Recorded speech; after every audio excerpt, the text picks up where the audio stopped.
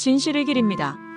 전광훈, 네가 이재명이다. 6.3 대선 부정선거 막으려면 전광훈, 이재명을 버리고 알뜰폰을 부숴라.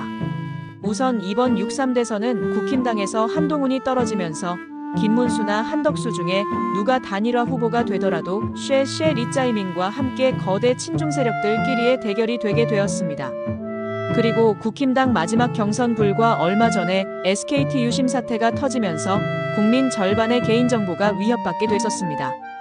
모든 언론에서 지금까지 이번 해킹 사태에 대해서 은행 등의 금융 관련해서 문제가 발생하지 않을까 걱정을 하고 있지만 사실은 이번 사건은 역대급 부정선거를 위한 것이 아닐까 하는 생각이 듭니다.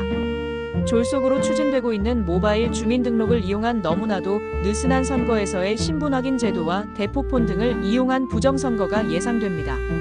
내가 사전선거에 참여하지 않아도 나의 털려진 신상정보를 통해 누군가가 나의 행세를 하면서 사전선거일날 투표를 하는 상황도 충분히 가능하며 심지어는 유효기간이 지난 신분증이나 여권 등으로도 투표가 가능합니다.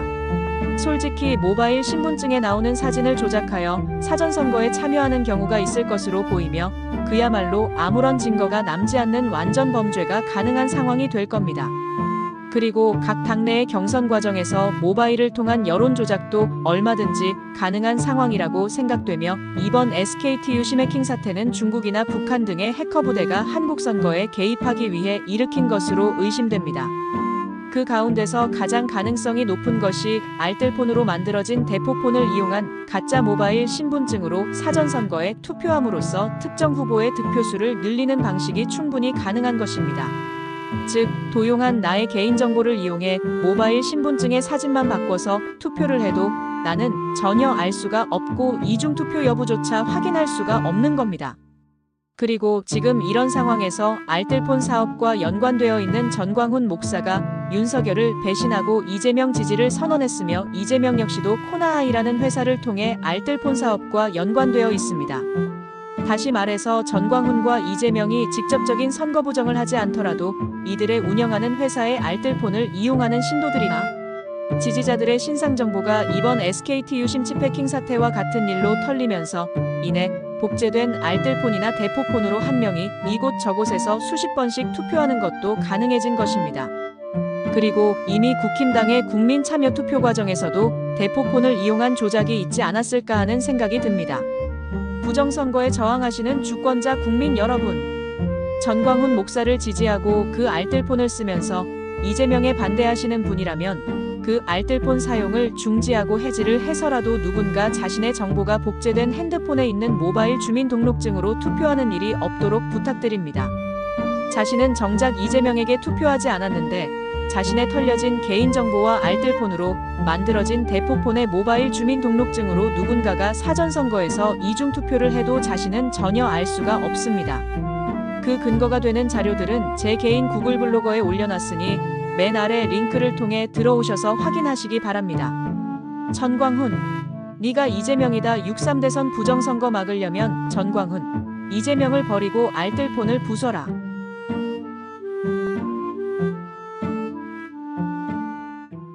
그리고 나는 이번 대통령 선거가 주권자 국민이 대한민국의 대통령을 뽑는 마지막 선거가 될 가능성이 상당히 높다고 생각합니다.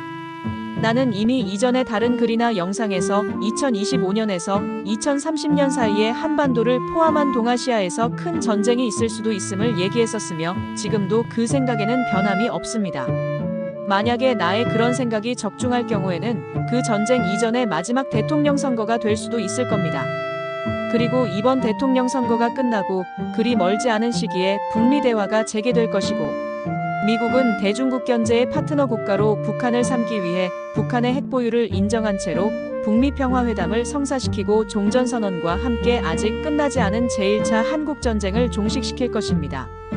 그리고 주한미군이 한국 땅에는 있을지 모르겠지만 북한 역시 중공군의 한반도 침입을 막기 위해 주한미군 주둔을 원하고 있으므로 주한미군이 한반도에는 주둔하고 있을 겁니다. 또 한국은 미국과 이스라엘의 국제적인 지지로 유지하고 있는 독도와 울릉도에 대한 영유권을 그들의 지지를 잃으면서 일본에 내어줘야 할 겁니다. 아마도 북미 평화회담이 성사되고 미국과 북한 사이에 종전선언이 있을 그 즈음이 중국이 대만이나 한국을 침공하거나 아니면 두 곳을 동시에 침범하는 일도 있을 수 있다고 봅니다. 현재 권력이 불안정한 중국의 시진핑과 장유샤 간의 권력 다툼에서 누가 승자가 될지는 알 수 없지만 중국이 내부의 불안 요소를 외부로 돌리며 체제를 안정시키려는 목적과 북한이 미국과 친해지고 친미국가로 전환하게 되고 남한이 친중화되어 친중국가로 되어가는 과정이 어우러지면서 이는 중국이 받아들이기가 힘든 상황이므로 북미 간의 평화가 성사될 즈음부터 북한, 미국, 러시아의 유대가 강화되기 시작하는 그 사이의 시기에 대만이 아닌 한국이 전장이 되는 것도 있을 가능성이 높아졌으며 중국이 한국이나 대만을 침공하거나 두 곳을 동시에 침공하거나 하는 상황이 발생할 것으로 봅니다. 물론 중국 내부적으로 내란의 가능성도 상당히 높다고 봅니다. 그리고 미국은 중국의 대만 침공 시에 한국군이 파병을 해줄 것을 요구할 것이라고 보고 있으며 그것이 여옅지 않은 상황에서 북미 간의 평화회담이 성사되고 북한, 미국, 러시아 사이에 협력적인 분위기가 성사된다면 그 파병 대상은 북한군이 될 수도 있을 겁니다. 나는 한국이 해방되고 난 이후에 7, 80년간 미뤄져 있던 변화와 일들이 불과 3 내지 5년 사이에 일어나게 될 것으로 보고 있으며 불과 한 세대가 다 가기 전에 남과 북의 경제적인 상황이 역전되어 남한이 북한보다 못 사는 나라가 될 것으로 생각됩니다. 북한은 일본과 미국의 투자와 도움으로 성장하게 될 것이며 소중공이 된 남한은 산업이 몰락하게 될 것이고 지금 현재 우리가 살기가 어렵다고 하는 2025년의 한국은 그때에 우리가 눈물 흘리며 꿈속에서도 그리워할 그때 그 시절이 될 겁니다. 이번 윤석열 대통령의 1.23 비상계엄 조치는 이러한 상황을 타개하고 대비하기 위한 윤석열과 한동훈의 갑신정변이었다고 나는 생각합니다. 갑신정변 당시의 급진 개화파를 그 시절의 수구기득권 세력이 바라보던 시각과 현재 686 운동권 수구기득권 친중 세력들이 바라보는 시각이 같으며 그때 그 시절의 무지렁이 일반 백성들이 개화파를 바라보는 시각과 현재의 일반인들이 윤석열의 1.23 비상계엄 사태를 바라보는 시각이 같다고 봅니다. 그리고 지금의 우리가 갑신정변을 바라보듯이 훗날의 세대가 윤석열의 1.23 비상계엄 사태를 바라볼 것으로 생각합니다. 갑신정변 당시의 급진 개화파는 모든 계층에게 절대악이었지만 지금 우리가 바라보는 갑신정변의 개화파는 그때 저들이 성공했어야 하는데라고 생각하는 대상이죠. 그와 마찬가지로 이번 윤석열 대통령의 1.23 비상계엄 조치 또한 그러한 후회와 아쉬움의 대상이 될 겁니다.